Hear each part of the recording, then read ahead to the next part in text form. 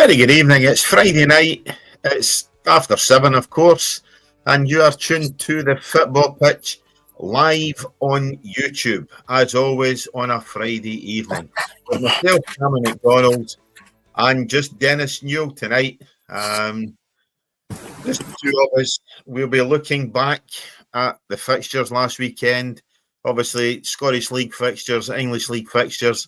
The Premier Trophy final between St Mirren and Celtic. We'll cast our eye over that. We'll wonder what the hell Wilfred Nancy's geography is like. We'll also talk about that. And we will speculate just how much longer Nancy has in the job. But first of all, go ahead, like, subscribe, tell your friends, tell your pals, jump on YouTube, give us a thumbs up. It does help us out a hell of a lot. Dennis, good evening to you. How are we tonight, mate? Good evening, Cammy. How are you? Not bad at all, not bad. You all set for next week? Yeah, quiet. Just quiet, you know. It'll soon come and gone. And yeah, be okay. A few days off. Pretty happy with that. Well, that's it. I mean, it's a long weekend, obviously. For some of us, it's just a Thursday, Friday, then the Saturday, Sunday, back to work Monday, and then again the same the following week, you know. So, yeah, should be it's always a nice time of year, as you say, a wee bit of time off work, a couple of extra days break. And yeah, all looking forward to that. So, yeah, I'm sure you'll enjoy the time off in the festive period. Yeah. One person who won't enjoy fairly mild. Fairly mild anyway. Aye. It's fairly mild anyway, but obviously a bit wet, but it's no get snow yet, so we'll see if anything happens. But anyway. No, I was out for my walk, and had it not been for the rain, I could probably just get away with a t-shirt, you know. So aye, it's decent.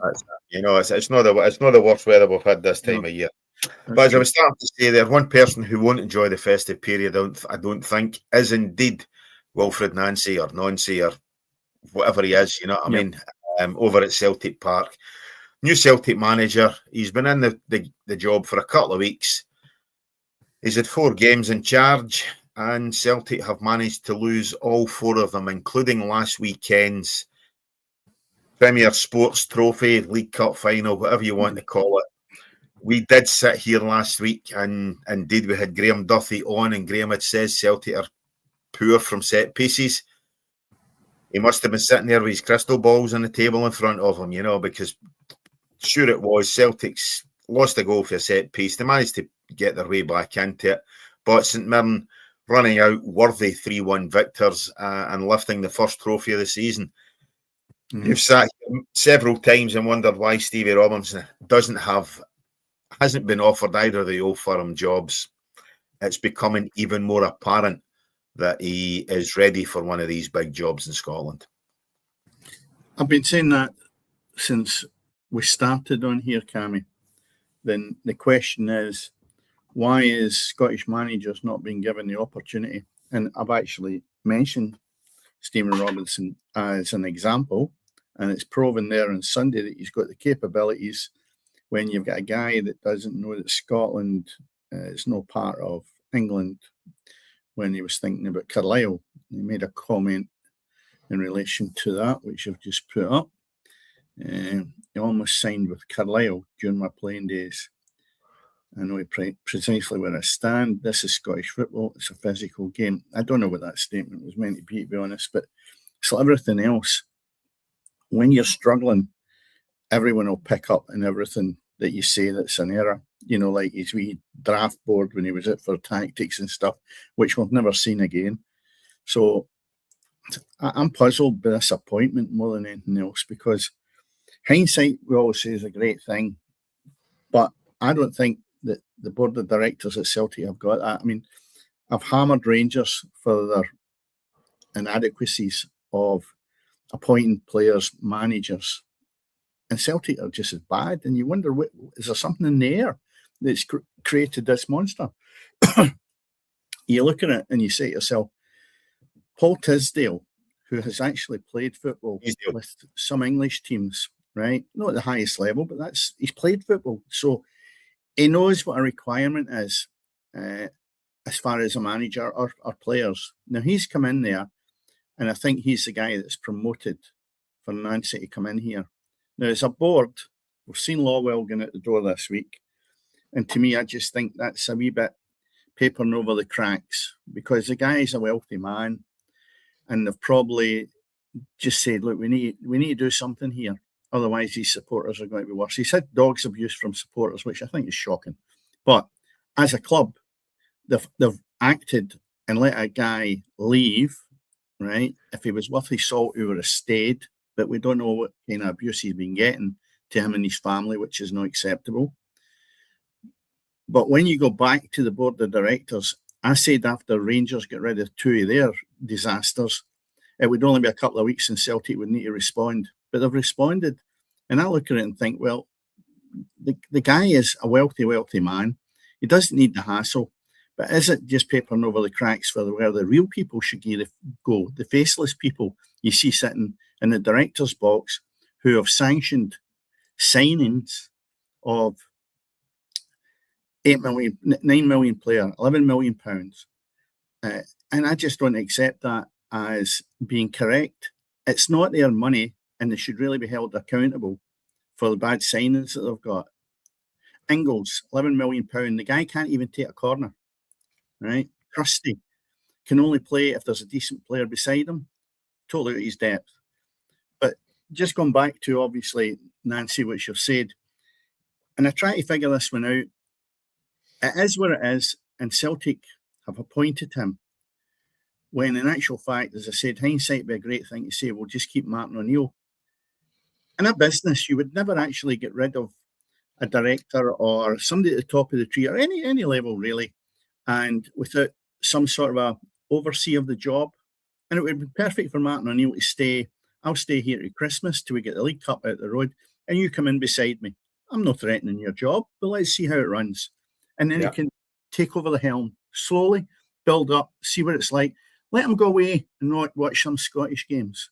Let him know that Carlisle's known Scotland, and be in a position that he's got a feel for what the club's actually about as well. Instead of throwing in the deep end, assuming he's going to hit the ground running, not with the players he's got. And it's not a matter of feeling sorry in any way. He's took a job and he's changed things which he thought was going to do a job. He probably knew absolutely nothing in relation to where Dens Park was or where St Mirren play or where they're from. He wouldn't have a clue with that. So what chances he got of how other players in these particular teams play? And what's he going to bring to the party? That's the worrying part. So his tactics up to now have not been very good. And then I look at the other side of the coin and I say, well, what's he left to work with? Now, I went through that team after Wednesday night's game, and I thought the starter, let's say the 11, whether it was start or finish, there was only 5 in that team that I personally, well, in my opinion here, that I would have kept. I looked at the bench, and there's nothing on the bench. So a full squad that he's going to have to select from, he's got 5 players in my mind that can be good enough to maybe push forward and actually add some value to Celtic to make them win the league against Hearts, because they're the main players in it. And I'm thinking, you've got a major, major uphill struggle with this. Now, would Martin O'Neill have made much difference? I don't know. I honestly don't know. But I'll tell you what, it would have been a better option to do, as I said a couple of minutes ago, was to keep him there and let the two of them work together. It's both in the best interest of the club. Instead of that, let Martin O'Neill go away. He comes in, tries to hit the ground running, total shambles. His team is worse than Rangers at times. I say at times because Rangers at this moment in time are not much better. If anything, they are worse. So, where does it go from here? And I think that's really what you were meaning, Cammy. From this point, they need to sit there and see, you're only a few weeks away from the January window. Now, he must have been brought in with players in mind that would strengthen that Celtic team. If not, they have made an absolute blunder, and a big blunder that he should never have been in the position to start with. So personally, and Celtic supporters are actually saying, if we lose another one, the title race is lost. I could agree, but at the same time, January is only around the corner. And the first couple of weeks in January, he's got to make some really strong signings that are going to improve that team. If he doesn't, he'll not see the end of January in my eyes. I mean, that's if he sees the end of December. But what do? You bring a guy in and he's got rubbish to work with. Cammy, I've been through that at East Stirling when I managed. The first thing I done, or as soon as the season finished, there was 13 players left the club simply because they were never going to take you to the next level or improve it, that the team was going to go on. The problem I had was you don't entice anybody to come and play for £10 a week. So you weren't getting the particular players that would really elevate you to the next level. You just made sure that they were better than what was leaving.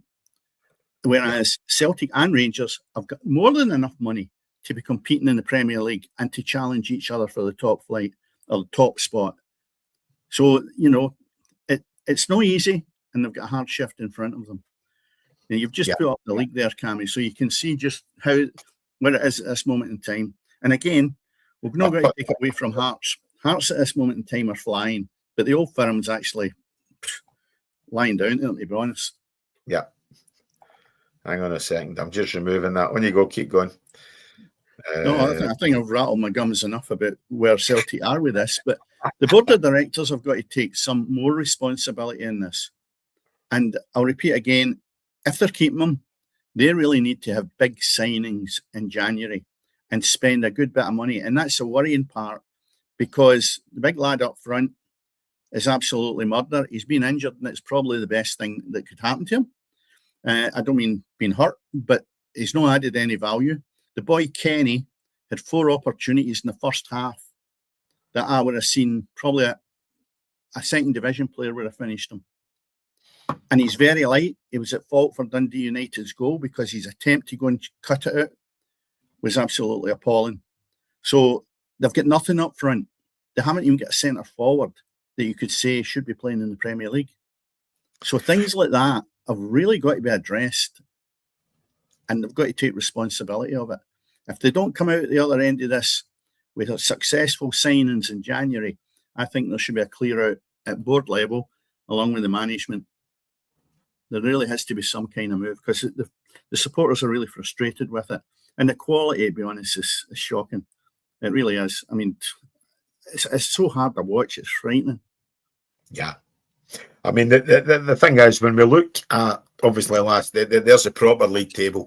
When we look at last weekend, and let's take the League Cup final first of all. And listen, credit to St Mirren.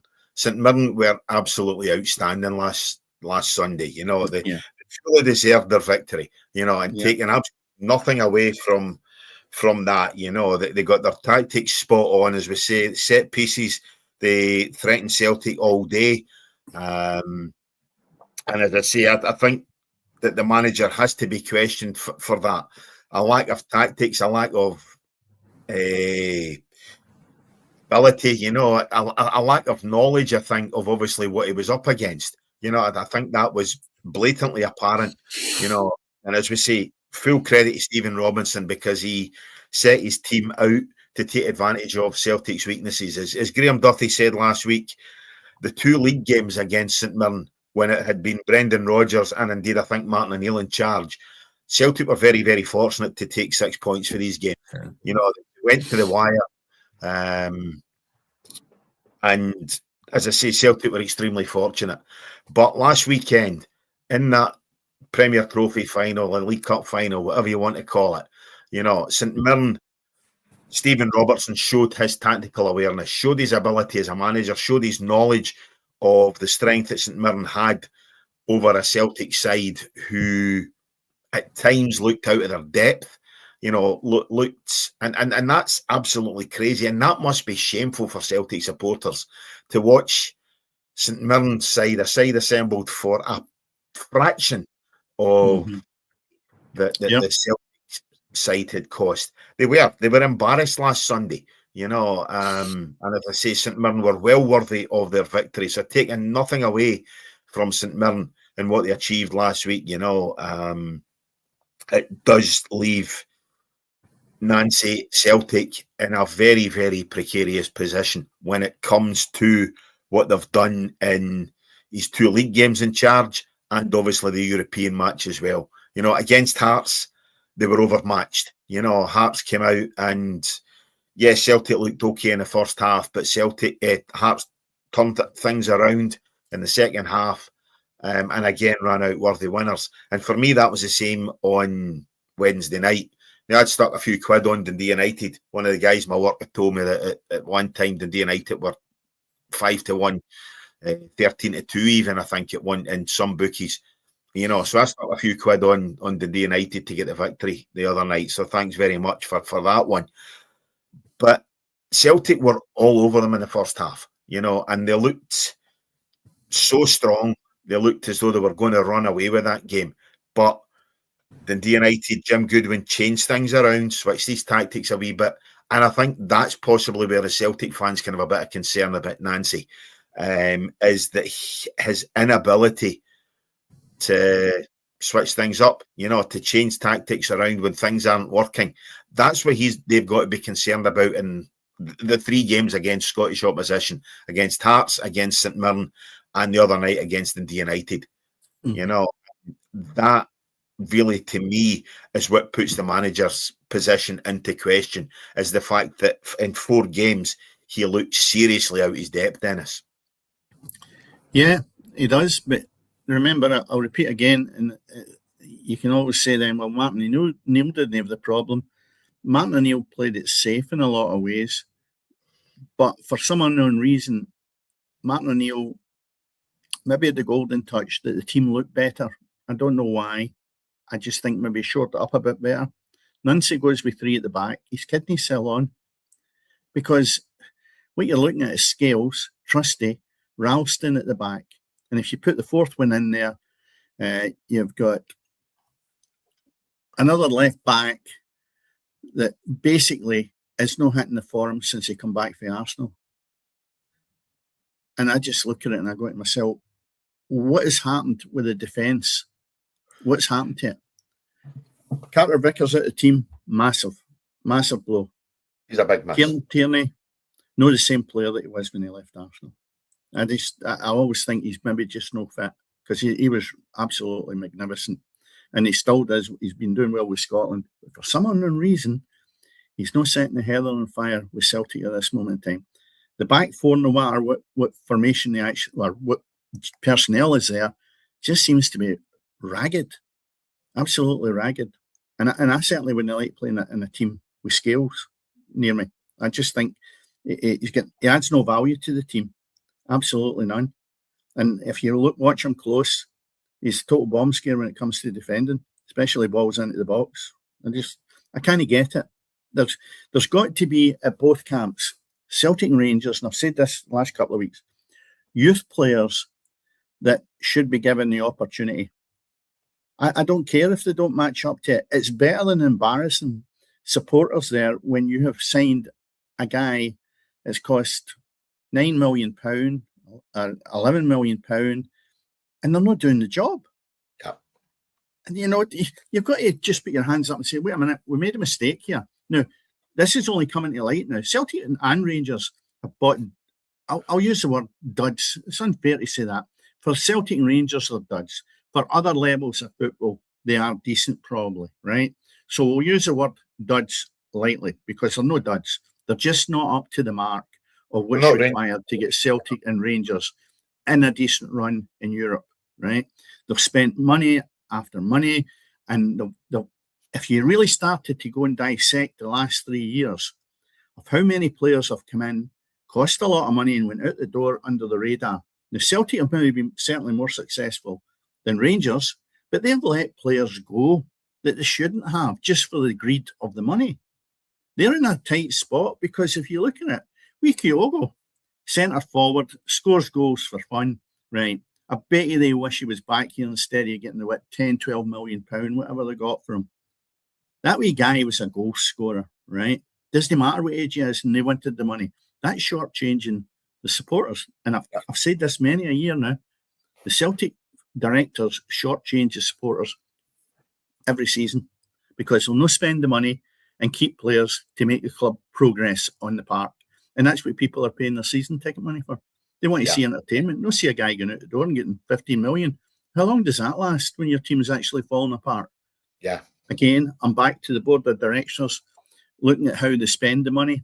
And that's the problem. The money has not been spent well, and that really needs addressed. But we go back to maybe the question you're maybe looking at, Cammy, is, does the manager get shown the door if he loses against Aberdeen at the weekend, or do they keep him?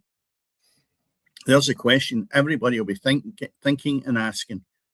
And I've tried to explain the board of directors are accountable for giving them the job.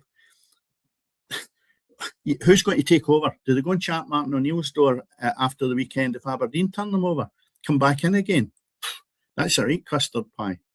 So they're in a tight spot. If they don't win on Sunday, I think they've just got to bite the bullet and give him the opportunity, if they think he's that good, to get signings in January. And come the end of January, which you won't get if they've not done anything immediately in January, he'll never see the end of January. Personally, I don't think he will.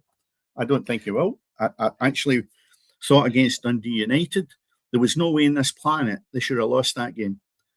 And before we come on, I said to you, if the 11 Dundee United players were in green and white, would they have been any better? I don't think so. Dundee United looked very, very poor. They man for man, I thought they were poorer than Celtic, but they still managed to beat Celtic. And that's the whole thing. That the old firm used to be that no matter how bad they played, they got points. Celtic and Rangers can't do that now. No. And that's where other teams are having a go at them. And you say St Mirren as an example. I'm just looking at the league now. The last half dozen games, Stephen Robinson's only won the last match. Before that was a draw, then 3 defeats and a draw. Now, he's not had a great run yet. In a cup final, he can turn Celtic over as if they just weren't there. Yeah. And I said last week, it was depending on how Celtic turned up. If they turned up the way they'd done against Hearts and managed to score a couple of goals the week before that, then I did feel St Mirren would have a tough time. They never turned up. They just didn't turn up. St Mirren went out there as, I'm thinking, all the clubs in the Premier League will now look at the Old Firm and go, we can turn them over. I scare them. Whereas before, you had that fear factor with all the managers want to go there, close the shop at the back, don't let them run through you. And they still, Rangers and Celtic used to run through teams. Their days are gone. Everybody's having a go now, which is good for the clubs like Motherwell and St Mirren and all the rest of them. I think it's good. But we're not seeing a good product from Celtic and Rangers. And that's what I have against it. The product's rotten from them. And they've spent a fortune. And that's where we keep going back to and saying, how do you progress it? Is it a knee-jerk reaction with Nancy? This moment in time, I don't know the answer to that. But my own personal opinion is, who's going to come in if they don't win on Sunday? That's a problem. I'm sitting here thinking, there's absolutely no way that board of directors can turn around and admit less than 20 days into an appointment that they've cocked up big style. Rangers obviously didn't do it with Russell Martin. Yeah. And I'm thinking there's absolutely no way Celtic board of directors, who appear to be a bit amiss of a leader, with Lowell stepping aside, they seem to be there's something obviously all right at Celtic Park as well, And I don't think a board of directors can turn around and say, listen, we've made an absolute howling whatever of this, so soon into his reign. But you take the flip side, 5 defeats on the bounce as Celtic manager, to lose your first 5 games, not to win your first any of your first 5 games. If we say they maybe take a point against Aberdeen, they then say, how can they possibly keep him in a job? So it's one of these ones. I think that it's a really, really difficult one for the Celtic board to actually swing either way, So, and I mean, when you look at that league table just now, I don't necessarily know what Celtic fans would be more frightened of. The fact that they're 6 points adrift of Hearts, or the fact that Rangers are actually only 3 points behind them. Yes. When you look at that league table, that's the thing. Rangers have been absolutely red rotten all season. I think Danny Rawls, he's done something. He's galvanised that Rangers side, and we know. Listen, he's working with garbage. He's having to polish turds every week before he goes on. Because that's the obviously what he's working with. But they're not playing any better. But they're getting results. That's the thing. I said that 10 minutes ago. That's different. what the game is. The Old Firm could play garbage and get results. That's the difference now. Celtic have fallen into that trap that I always think, well, they play to 95 minutes or 96, whatever it takes, and they'll turn up and they'll get victories on the back of a poor performance. Rangers are maybe grinding it out a wee bit better, but it's still the same rubbish. I mean, up front, the boy, if you just drift to Rangers, they've got probably one of the worst strikers I've ever seen in my lifetime playing up front. Aye. I mean, £8 million, again, is beyond belief that actually somebody could identify him and say, we will pay £8 million for a guy that's not scored in 2.5 years. I just can't understand the way that these people at the top of the tree in football are dealing with things. It really is. It's, as you say, unbelievable. The Celtic thing, though, I sometimes think maybe the directors need this shake-up because they've had it rosy for so long. Rangers have always been in a poor man's world for the last wee while financially. Celtic have been coining it in, and look at where they are now. As you rightly say, there's only 3 points of difference. And you say to yourself, how embarrassing is that? Oh, aye, we've got it under the bed. There's about 40 million, 60 million under there, but it's not been used properly. That's it. That biscuit tin's starting to overflow. That's the thing, you know. And I mean, I think the difference between the two sides is give Danny Rose a player or two. I think you maybe see a different Rangers. You know, I think that's the difference between him and the previous manager, and I think that's the difference between him and Nancy. You know, I think Rose, he's not been able to come in and hit the ground running, if you like, you know, but I think that's down to the standard of player they have at Ibrox. You know, he's working with, as I say, duds. He really is working with duds. And as I say, in this January transfer window, if the Rangers board do turn round and say, right, okay, let's see who we can ship out. We're going to take massive losses on a lot of them, but let's see, more importantly, who we can bring in. If we can bring in 3 or 4 players that Rose can integrate into that squad, into that starting 11, I think Rangers could actually push Celtic and push Hearts a wee bit closer than what they are just now, because I think Rose definitely has the making of a decent manager, you know, because he is making the best of a really, really, really bad outfit, you know. But moving away, you know, let's look at last weekend's results. Obviously, it is only the two of us tonight, you know, and it's nearly Christmas, so let's fly through and we look at last weekend's results. Hearts obviously came through here, you know, and beat Falkirk 2-0. You Dundee United 0 each with Motherwell, and Livingston 2, Dundee 2. That was the results on the Saturday. On the Sunday, a resurgent Aberdeen side beat Kilmarnock 2-1. Obviously, we've already discussed St Mirren and Celtic in the Premier Trophy final. And then on the Monday, Rangers again probably outplayed by Hibernian, but they've managed to squeak a 1-0 victory. And as we say, that 1-0 victory, Dennis, has them only 3 points behind Celtic, you know. And as I say, I think you're going to have Celtic fans looking over their shoulders if results go the right way. Yeah. And the plus I've maybe got there is, and this is where you're talking about the manager maybe turning the corner a wee bit with Rangers. For me, the jury's still out until, again, the January window. I'm putting a lot of emphasis on this for the two managers, right?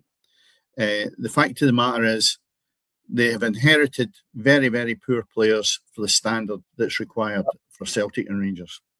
So let's assume that the both of them are here in January. Let's see what they're capable of doing. But here's a big test. Hearts have got Rangers at the weekend, right? Yeah. And I say to myself, and I've said it all along, I think Hearts just need to go over the finishing line, even although it's a million mile away. But at the same time, this is a real test for them.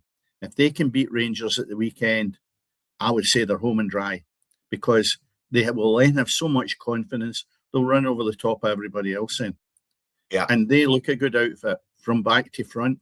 I think they are well managed. Not the biggest fan of Derek McInnes, as you know, over the years, because I just felt sometimes maybe was it the wrong team. poor players. He's now got it in his grasp with good players. He's got them playing really well, and that's brilliant. I love to see people just moving on, even though you might think over the years he's not done that well. If they can beat Rangers at the weekend, I think Hearts truly deserve to go on and win the league, because I don't think Celtic and Rangers will get anywhere near them, even if they do strengthen it in January, because Hearts will not sit there. I think they'll bring in a couple of players as well. Hearts are going to strengthen, and that's the thing, you know. Hearts are in a position with Tony Bloom where they can strengthen. They've done the analytics, and I think, by the way, apparently that's what Celtic are looking at this Nancy for, is in terms of his ability with analytics. Well, he's not been able to analyse anything so far, you know, but we can only see how that goes. If we look at the weekend's fixtures, Dennis, as I say, I've got them up there. Saturday games: Dundee United against Hibs, Killie against Falkirk, Motherwell against Dundee, and as we say, the Premier Sports Trophy champions St Mirren taking on Livingston. And then on the Sunday, as we say, I don't necessarily think these times are right, but never mind. We've got Hearts against Rangers live on. Yeah, Celtic are playing Aberdeen at 3:00. Aye, so as I say, the 13th past one. Hearts Rangers, yeah. So Hearts could go into that game several points in front if they can manage to beat Rangers. Sorry, when Celtic go into the game, they could be 9 points behind Celtic again. 9 points behind Hearts. Jesus Christ, Cammy, what the hell are you doing here? When Celtic would be 9 points behind. 9 points behind Hearts. Yeah. You know, or indeed they could be level with points on Rangers. See, you know, I'll tell you what though, if you just look at the stats and the league, etc., it's a really tight league. But what we're looking for is quality football. And I think if you start to find it that tight, then the standard for Hearts will have dropped, and Rangers have managed to overcome them with the same poor players that they had the week before. And that's the whole argument we've got. Is Hearts got the ability to prove to everyone that's standing up and giving them all the plaudits of the day, have they got what it really takes to keep continuing to batter Celtic and Rangers? And I think they have got the quality, because it's the poorest Celtic and Rangers teams that we have seen for my lifetime, you know. Yeah. So they've really got to stand up as well. Otherwise, they're going to fall back into the trap of people starting to question it. I don't think they will, though. But yeah, that'll be a great game, to be honest. Especially if you're a Hearts supporter at this moment in time at Tynecastle. It's a great stadium, and everything's that close to the match. And that'll be a good one. That'll be a good one. But there's other good fixtures as well, Cammy, coming up when we look at the following week. And then you're into Tuesday, the 30th, 27th, we've got other games, which is following Saturday, which we're not obviously here then. And you've got Hibs and Hearts, brilliant. Dundee Falkirk, another tight one. You've Livingston Celtic, which should be tight, could be tight if they don't change, because Livingston's fighting for their lives. And Celtic, if they have a go at them, that would be a real banana skin. Another tight match after that is Rangers and Motherwell. And then a right good game. See what St Mirren's going to be doing with the rest of their season as they're playing Kilmarnock.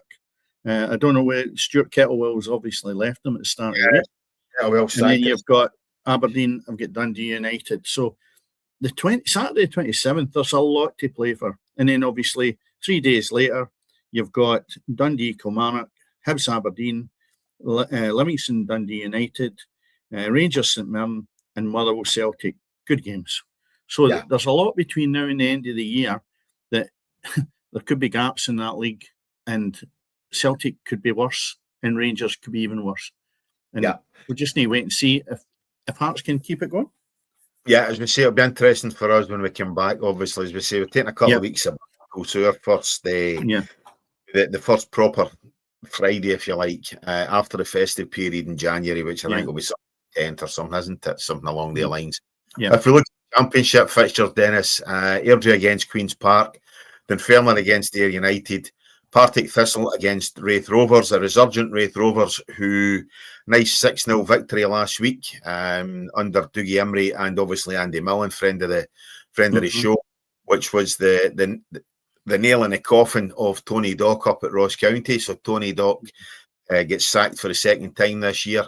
Ross County taking on Arbroath. That job's ready made for Kettlewell, I would assume. And St Johnstone, game I'll be at tomorrow, St Johnstone against Greenock Morton. I'm taking a wee trip up to Perth tomorrow. So I'm looking forward to that one. Then we move into League One. We've got East Fife against Peterhead, Hamilton against Alloa, Kelty Hearts against Cove, Queen of the South against Montrose, and Stenhousemuir taking on Cally Thistle. You could have seen Cally Thistle and Ross County swapping spots at the end of the season, couldn't you? You know, and moving into League Two, last week's big winners, Clyde taking on Stirling Albion, with a chance to actually move into the top two. East Kilbride against Annan Athletic, Forfar against Edinburgh City, Stranraer against Dumbarton, and the Spartans, still leading that league, they take on Elgin City. So again, a couple of good games there. My lads are going obviously to the Clyde game tomorrow. I dropped them off at the game last week through in Edinburgh. They thoroughly enjoyed it, you know. I think the weather conditions, obviously, so it was a wee bit blustery and windy last week, but Clyde again running out good winners. And anybody who can go to Meadowbank and get a 4-1 away win, I think Clyde are going to be pushing certainly for playoffs at the very minimum this season. So, yeah, good things happening at New Douglas Park. It's probably the fact that you don't go and watch them very often now that they're doing well. Well, that's it, exactly. As I say, for some reason, I'm persona non grata. I don't know what it is. But, the questions have been maybe you were doing the team talks, Cammy. They're sitting brilliantly now. They're in third spot with 26 points. East Kilbride just 2 points ahead of them at the top of the league. And Spartans are sitting in second. Now, this time last year, it was a bit doom and gloom with Clyde. But I'll tell you what, a healthy start they've had this year. You know, you look at some of the other teams in that, and I'll tell you what will be an interesting one. It's coming up at the end of the month or end of January, sort of middle of January maybe. Camelin Juniors have got Elgin City. I'll go with that. Sitting in fifth spot. That'll be a right cup tie game. They've got to come down from Elgin. That'll be unbelievable. Yeah. I'll tell you what, I wouldn't like try and predict that one. Well, see, I was there for the game against Edinburgh City when Camelin obviously got through. They're a decent side, you know, as I say, a plucky, typical junior side, you know, plucky, a bit physical, and Edinburgh City just couldn't cope, you know, and that was it. And as I say, Camelin Juniors were definitely worthy of their wins. So, yeah, I'll definitely be at that game, I think. Yeah, be good. Along, because as I say, I think I'll thoroughly enjoy that, you know. So moving away from Scotland, we'll move down south. Obviously, some smashing results down there, and we've taken the Premier League results from last weekend. Chelsea 2, Everton 0, Liverpool 2, Brighton 0. Ekatike getting both goals, and I had them on the bench for my fantasy team, so that was me snookered out there. Burnley 2, Fulham 3. Arsenal 2, Wolves 1. Now, Arsenal left that very, very late, and I think they get the winner 4 minutes into injury time. You know, and that's against the side who are bottom of the table. When we look at the games on the Sunday, Crystal Palace 0, Man City 3, Forest 3, Spurs 0. Sunderland with an own goal, won the Tyne-Wear derby. First one is in the top league for Christ knows how long, so they won that 1-0. West Ham 2, Villa 3. And Brentford 1, Leeds 1. And then the Monday night, what a game this was. End-to-end, topsy-turvy game. Man United 4, Bournemouth 4. You know, and that was backwards and forwards. 1 minute Man United were winning, then it was Bournemouth were winning. And that was an absolute outstanding game of football. A great advert for what happens in the Premier League. And that leaves the English Premier League, basically Arsenal, clear at the top of Manchester City. Yeah. And as I say, Wolves starting to get caught adrift at the bottom.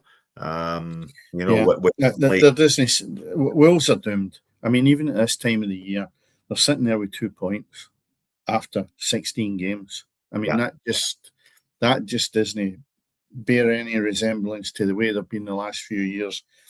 Burnley, I think the boy Parker, I watched a bit of their last game, and I'm surprised he's still there. Absolutely shocking. They've got 10 points, though, but it means nothing in real terms. They have got no future if they keep with the same personnel in my eyes at this moment in time. West Ham, have they really gone anywhere since they get rid of Graham Potter and Billy Reid? Yeah. Don't think so. They've not really put a dent in anything. Leeds, where you would maybe have thought they would have done better. This is the bottom, for the bottom upwards I'm going. Sitting in 17th spot. Above them, Notts Forest, then Brentford, Fulham, Bournemouth. Bournemouth's having a right good season. And you just mentioned that draw with Man United. They've got a never say die attitude, which is really good about them. And in fact, they had a good season last year in my eyes, and they've done really well. That's 7th and 13th. The two teams that have been disappointing, and you were expected better, is Newcastle United sitting on 12th, and 11th spot is Tottenham. Yeah. I mean, Steve Hitchen, who comes on here, he's a Tottenham supporter. And when we were speaking this afternoon, he says, it's such a hard watch. I'm turning it off now. Yeah. Now, they said they're so bad that you wouldn't believe it. Now, what are they going to do? Are they going to change managers again as well? So they're two disappointing teams. You've got other teams in there. Everton's doing well. Brighton's doing well. Sunderland exceptionally well for where they are. Liverpool, are they going to resolve the Mo Salah thing? We had this conversation a couple of weeks ago, Cammy. Well, he's away at the applications. I know that. What, do you think he'll be back? I think so. He played at the weekend. Yeah. I keep saying that he's, every striker goes off the boil. If he can just, knuckle down and get on with the job that he's paid to do, I think he'll come back. It'll be interesting to see how well he does in the African nations. Yeah. That'll be worthwhile, Yeah. Man United sitting up in 6th spot with 26 points, and Arsenal are 10 points ahead of them.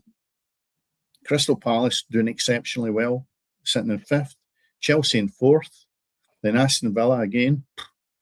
Great season last year. They're doing it this year as well. Started absolutely dreadfully, and they are the form side in that league, because I think they've lost their 4 games, and they've been last half dozen. Yeah, last half dozen they've won.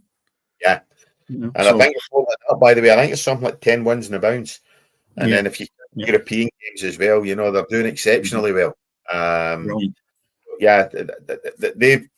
I mean, I think again they started the season a wee bit late. It's very difficult if you lose your first 4 games, but to get up to 3rd spot, I mean, Chelsea have looked decent. Chelsea have played some good football. Enjoyed watching Arsenal, as I said, difficult side to beat. And again, that never say die attitude for Arteta. They'll keep going. They don't know they're beat.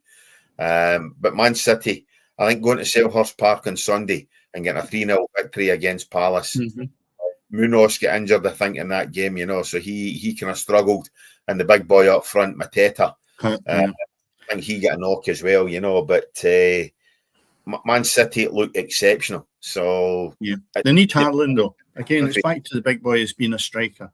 He's on fire, and that is worth its weight in gold, because I keep saying it. We're talking here, and we look at the Celtic and the Rangers team. They've not got a centre forward that's worthy of a goal. Kenny misses 4 good chances in the first half. Rangers at the other side of the town. Guy doesn't even look as if he knows what the goals are for.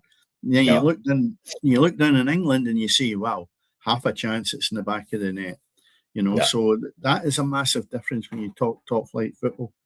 But it's funny though, because you mentioned Chelsea there, and you just look at how long it's taken them to turn things around from where they were really struggling big time.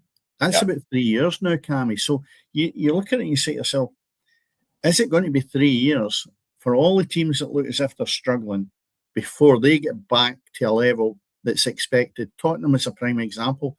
I still don't think Manchester United are where they should be quality-wise. They have improved, but it's so slow. You would think, would you go and watch that every week? Man United were always the team I always felt you'd go and pay money to watch. No, I don't know so much. I think Amorim's getting them to be a good watch, and that's going to be an absolute cracker on Sunday. Villa against United, that should be an absolute cracking. So I mean, I think Man United are slowly starting to get there. As I say, they've got, and Bueno's been a good signing. Obviously, the striker up front, the boy they brought in for Wolves, he's been a good sign. They've made the change in between the sticks as well, So, I mean, a really young goalkeeper there too. So I think they're looking to try and strengthen. build a bit of a spine, right through the middle of the side. And I think that the difference is, something tells me the Man United board are, well, obviously they've given Mirren the season anyway, but I say there was a lot of shouts for him to go last season. They stuck with him. They gave him money, to strengthen his squad, bring in his own players. And I think, as I says to you that this time last season, I think he's a good manager, and I think things will turn for him. And slowly but surely, that's happened. You give him a couple of windows just to bring in his own players, and I think you'll definitely see a Manchester United side. You're saying it took Chelsea three seasons. This is Enzo Maresca's second season in charge there. So I think maybe that's what we need. Maybe that the reason we're highlighting this is Manchester United, after 6 months, could easily, and that's 6 months, that's a long period in relation to the start he had when he came in, right? We're now debating that about the old firm managers. It's easy to get rid of managers, and it's 10 times harder to replace them with better than what you had. And I know Rangers and Celtic have let managers go that weren't fit for purpose, and I totally agree with that. But if Rangers and Celtic at this moment in time think they'll get the right guys in, then I keep going back to it. You've got to give them to at least the January window shut. Yeah. And let's see what they can do. Otherwise, you're going to end up with a situation that will never improve. And when you start afresh, you'll get that cycle. I know it's English Premiership we're talking about with Chelsea with 3 years before they start to look any better. But you're going to find that you're starting again. You're starting again. You're starting again. Yeah. And you're losing so much traction on the league and your performances in Europe if you're in there. Whereas Man United, as you rightly say, have held on to him, and they're coming out the other end of it for the better. Yeah. And that's the real difficult part. Has Rangers and Celtic got the ability to do that? Because I think the demands in Scotland are higher in expectations for the old firm, because it's two teams that are really under pressure to make sure that they are winning regularly. That's against, you can hear it down south.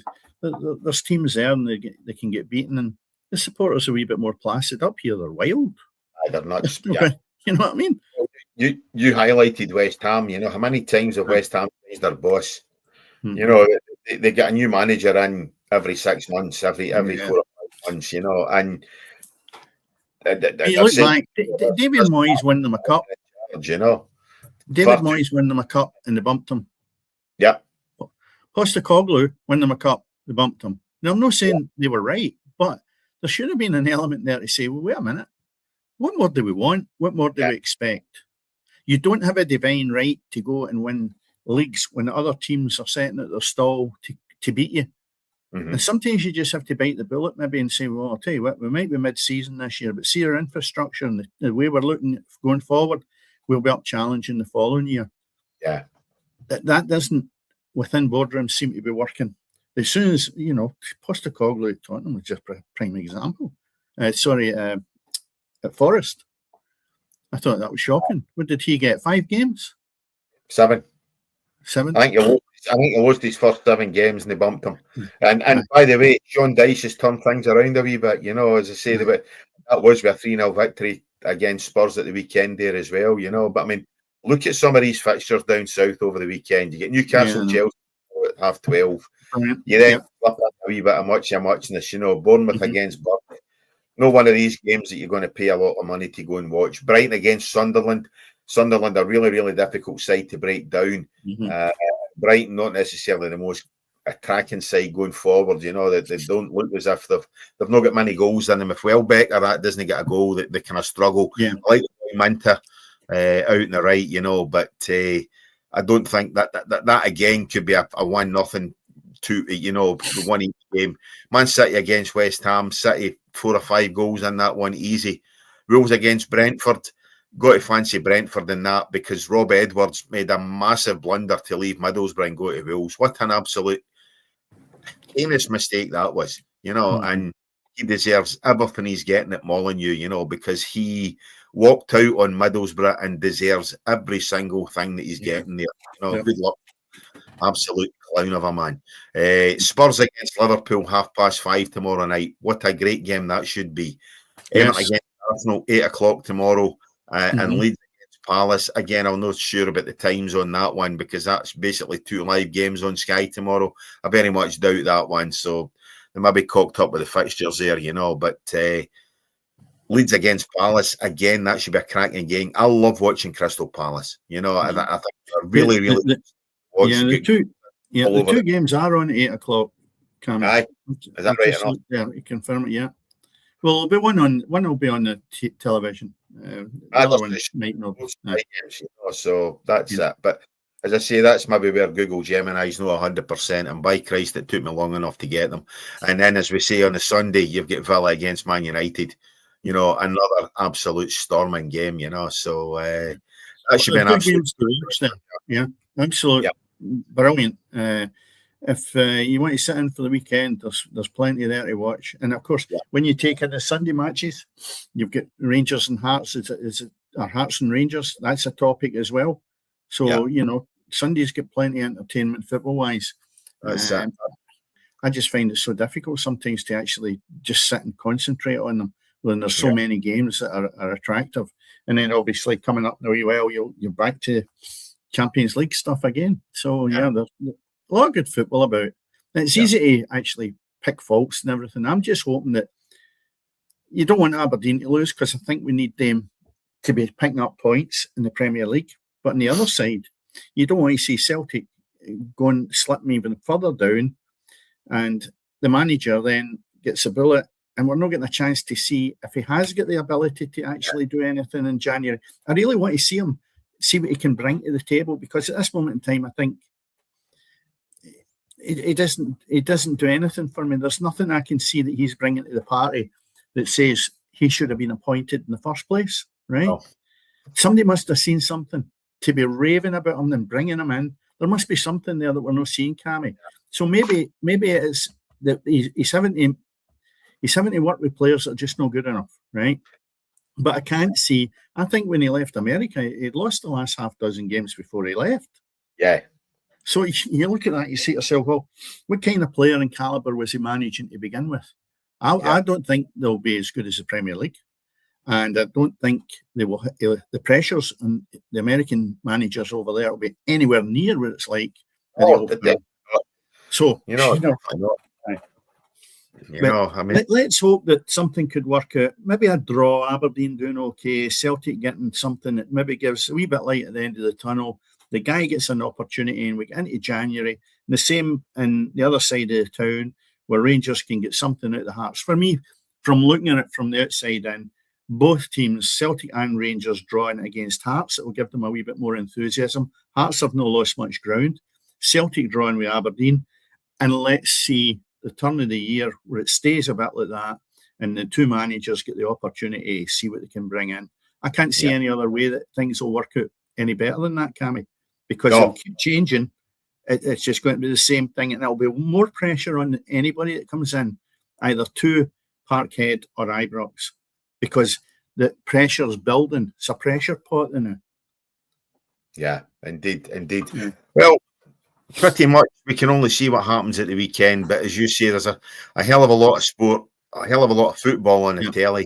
I've got an American football game tomorrow night at 10 o'clock as well, so I better sort of bolt off of here, go and try and get some brownie points for the missus, because I've got that tomorrow night and we've got a game on Christmas Day as well, so I'm definitely not going to be flavour of the month. No, fair play to her. She's given me every minute to watch that tomorrow night and the one on Christmas Day. As I've said to you before, I'm spending Christmas Day on my own because I'm going to be sitting for 4 o'clock in the afternoon watching that game. So there's no many misses would let their man do that. So fair play to her, that's for sure. Maybe it tells you something as well. Well, that's that exactly. It probably does. To be fair, it probably does. But yeah, listen, there we are. So there you go, Dennis. You get the Santa Claus stuff up. Very good, Cammy. That looks good. Over Christmas, you can practice all this. That's brilliant. Yeah. Should have had that on earlier. I did debate it, you know what I mean? So that's it. But I didn't fancy the idea of a stocking there above my head, and that snowman just doesn't suit you there either. But anyway, No, listen, anyway, everybody who is listening, have a Merry Christmas. I hope Santa Claus is good to you. Have a very, very happy New Year. As I say, Dennis and I will be back in the new year, 2 weeks from tonight. It doesn't seem like it's that close already, Dennis, does it? Indeed, but as I say, Friday the 9th. Friday the 9th of January. Friday the 9th. So Dennis and I will be back then. We'll see how things go over the festive period. As we say, there is a lot of football on, but come back to us Friday the 9th, because as we all know, everything is happening on the pitch. All that remains to be seen, Dennis, is say good night to you. So good night. Yeah, good night, and you have a lovely time as well, Cammy. Have a Merry Christmas and a very